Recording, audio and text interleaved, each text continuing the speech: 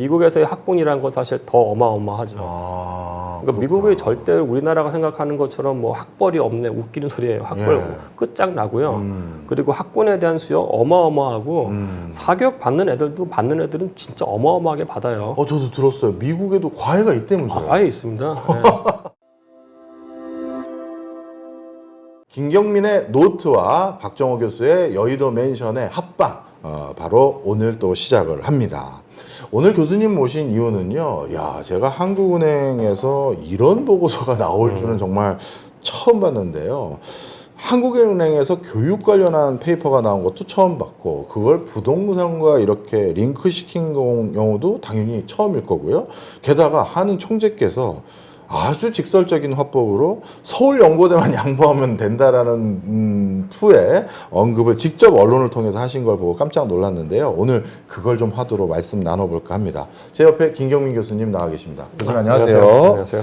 네, 교수님 한국은행에서요 얼마 전에 부동산과 관련된 대책과 관련된 이슈 페이퍼 이런 걸 발표했는데 간단히 말씀드리면 강남 지역의 집값 상승 이런 것들을 견인하게 만든 요소는 교육 이슈가 있고 그리고 이렇게 특정 지역의 출신들이 흔히 말해서 최상위권 대학에 진입하고 진학하는 비율이 너무 압도적이다 보니 이것으로 인한 다양한 사회적 망국병이 생기고 있다.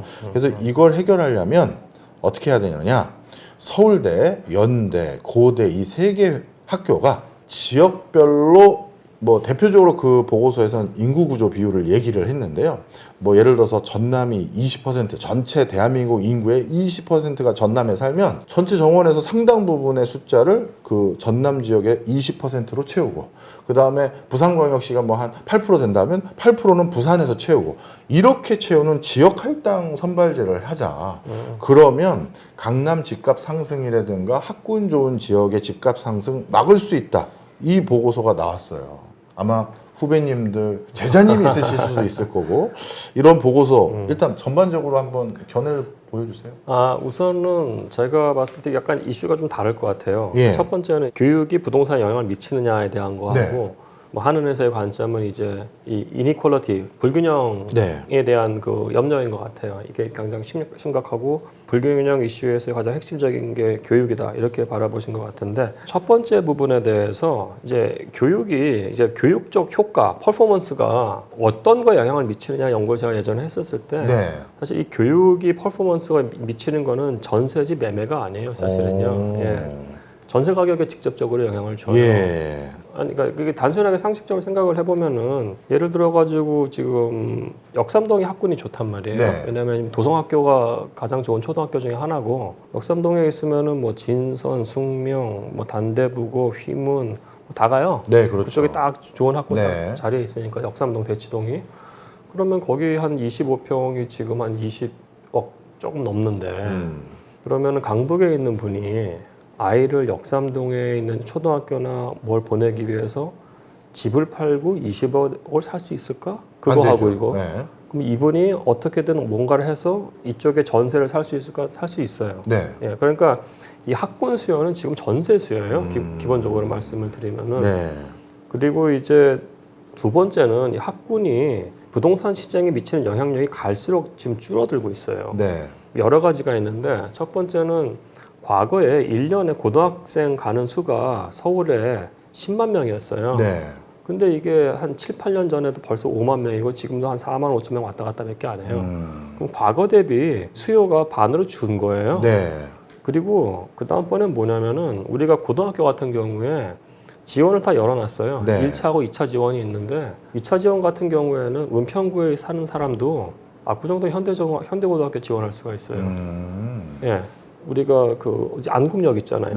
북촌. 거기서 압구정역까지 지하철로 20분밖에 안 걸리잖아요. 거기서 나오면 바로 구정고등학교하고 현대고등학교 있고 도어투도어가 30분, 40분밖에 안 될 수가 있어요. 근데 거기서 압구정까지 가냐? 안 가요. 그러니까 제가 왜 이 말씀 드리냐면은 7, 8년 전에 저희 연구실에서 빅데이터를 가지고 고등학교 지원자들이 어디 가는지를 다 봤어요. 그러면은 이게 굉장히 재미있게도 여러 가지 트렌드가 나오는데 첫 번째는 움직인다고 했을 때 초등학교 고학년 때 움직여요. 왜냐하면 중학교를 좋은 데 가야 되고 그 다음에 고등학교를 가기 때문에. 예. 그게 첫 번째고 두 번째는 그 데이터를 보면은 구를 점프해가지고 다른 구를 안 가요. 네. 그리고 강북에 있는 친구들이 부모님들이 같은 전략적 판단을 하는 것 같아요. 예. 그 안에서 내신이나 이런 것 때문에 그 지역 안에를 보내요. 그러니까 이게 생각하는 것처럼 강남이 학군이 좋으니까 이리 다 가야지 그거 아닌 상황인 겁니다. 사실은. 네. 다만 이제 그 부분은 우리가 고민을 해야죠. 이 교육으로 인한 불평등 또는 이 계층으로 인한 불평등이 교육 불평을 낳고 그게 계층화를 더 구조화시키고 강화시키는 부분에 대해서 우리가 고민을 해야죠. 그걸 어떻게 깰까에 대해서 네. 고민하는 건 맞죠. 네. 아, 그렇군요. 어떻게 보면 교육을 기반으로 한 부동산 수요는 굳이 아이 학군 그 좋은 데 가서 대학까지만 입학시키면 되는데 거길 매입할 거가 아니라 전세 살면서 전세예요. 대응하면 되는 거긴 하네요. 그렇군요. 그다음 이것 때문에 그런지 모르겠습니다만 이걸 또 한번 여쭤보고 싶어요. 사실 교수님 부끄러워하실 수도 있습니다만 교수님은 대한민국 학자 중에서 최고 프로필을 가지고 계신 분 중에 하나란 말이에요. 서울대 출신에 또 하버드에서 학위하셨고 지금 서울대 교수님을 하고 역임하고 계신데 그 과정에서 좀 개인적인 얘기입니다만 예전에 살던 동네 그 동네가 내가 공부 잘하는데 영향이 얼마나 있었나요? 아무래도 없다고 할 수는 없을 것 같아요. 그러니까 뭐 저는 지금 세대가 완전히 다르니까 그렇긴 하죠. 제가 90년에 고등학교를 졸업하고 90학번이거든요. 네. 당시에 저희가 있던 학교에서 한 학년이 1,500명인가 그랬고 네.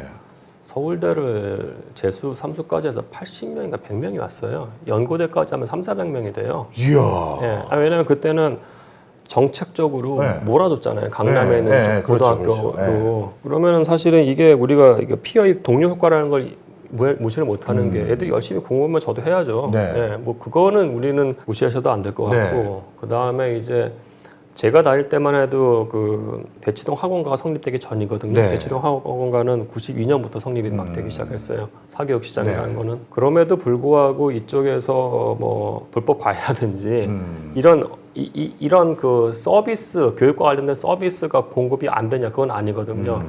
따라서 그 부분은 존재를 한다고 봐야 될 것 같아요. 네. 예.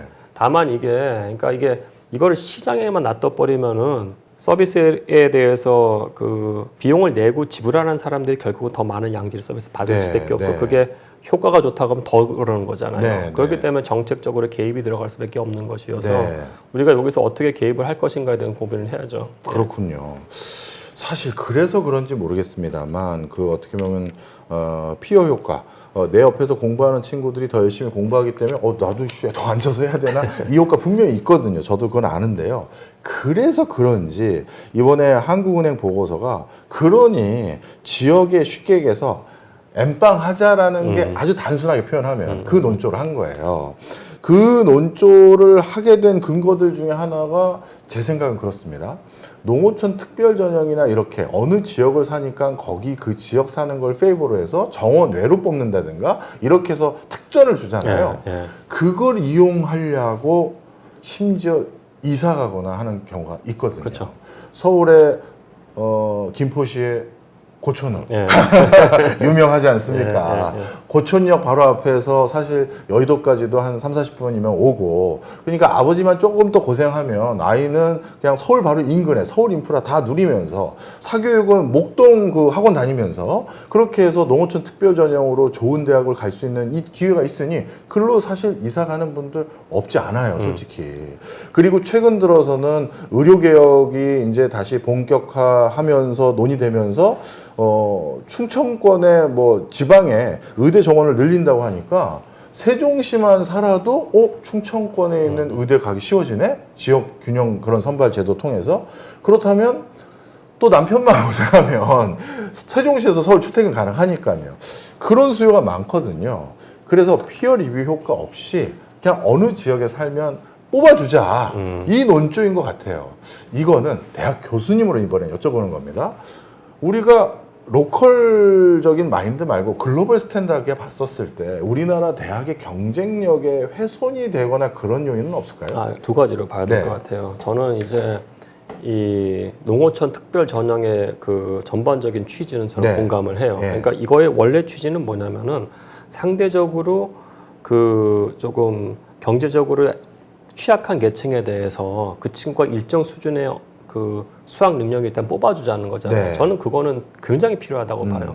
다만 이게 실질적으로 작동을 하면서 봤을 때 김포시 고촌 거기 읍이잖아요. 네. 읍이라는 이름으로 지금 농어촌 특별 전형이 된 거예요. 그렇죠. 아는 사람들만 또 그런 데를 또 알아. 옛날에 남양주 어디에 있었는데 사립대 총장 자제분이 거기서 그걸로 해가지고 대학 갔잖아요. 맞아요. 네. 그러니까 이게 구멍이 있는 거예요, 우리나라가. 그렇죠. 예.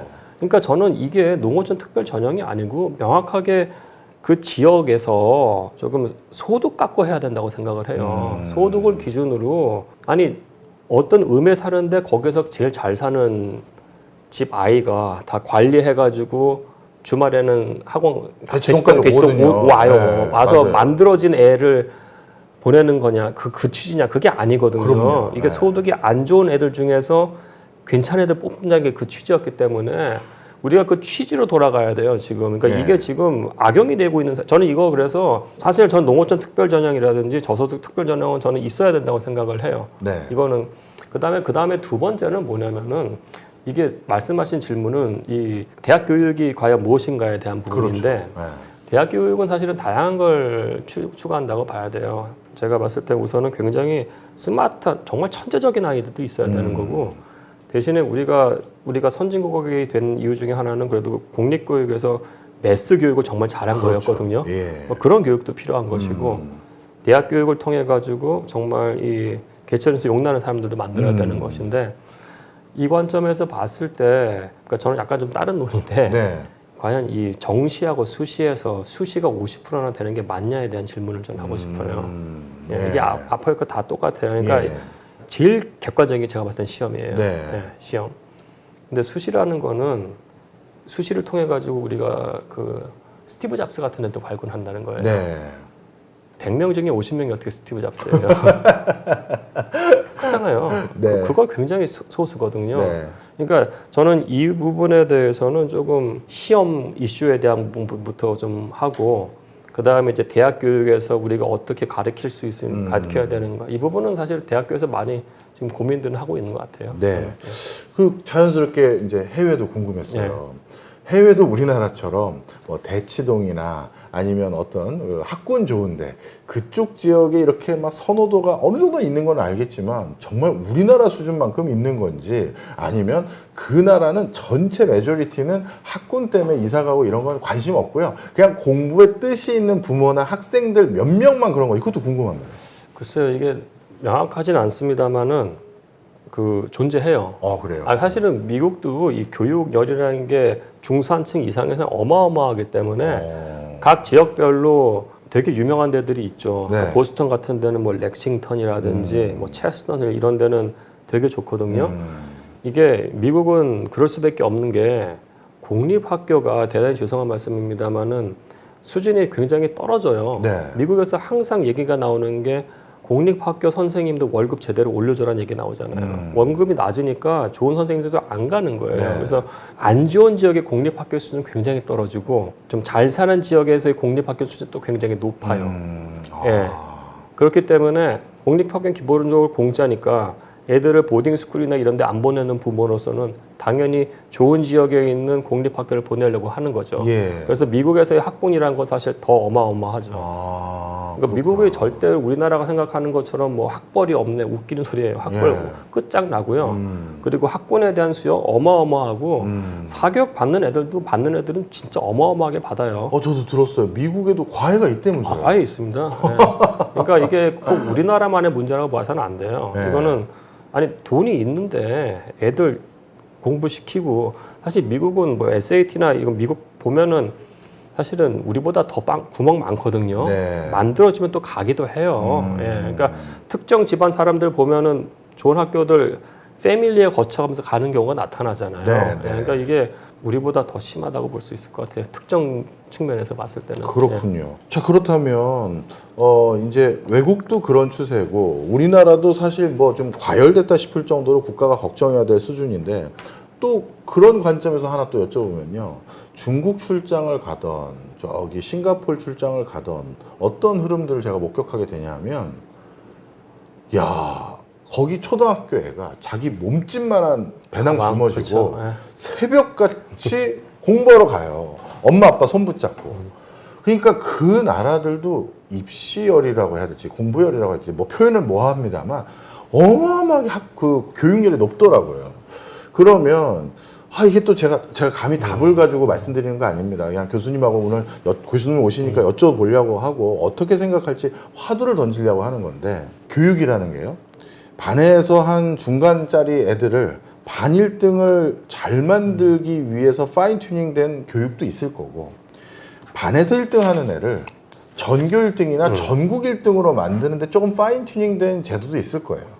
근데 우리 한국 사회가 계속 경쟁력을 갖추려면 반에서 중위권 하는 애들이 반 1등 하는 그 교육제도 있어야 되지만 탑 티어의 글로벌 탑 티어의 인재를 육성하는 것도 필요한데 이게 워낙 이제 모르겠습니다.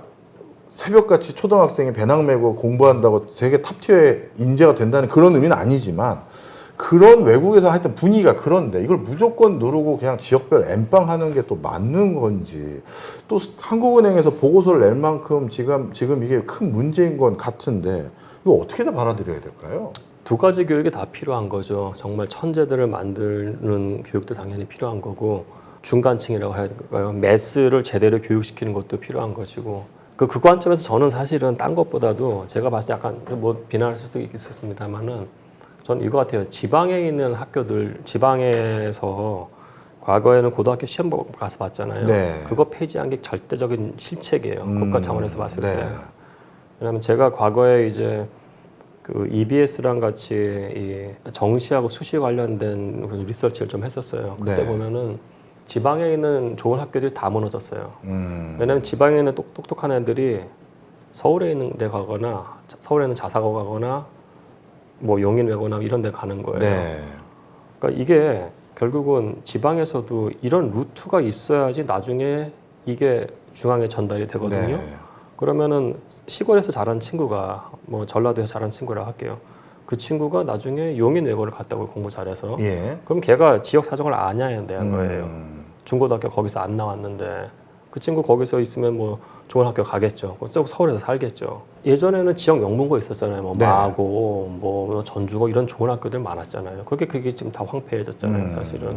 그러면은 이제 좋은 애들이 다 서울로 온다고 했을 때 그 이슈가 그 아까로 돌아가는 거예요, 사실은. 네.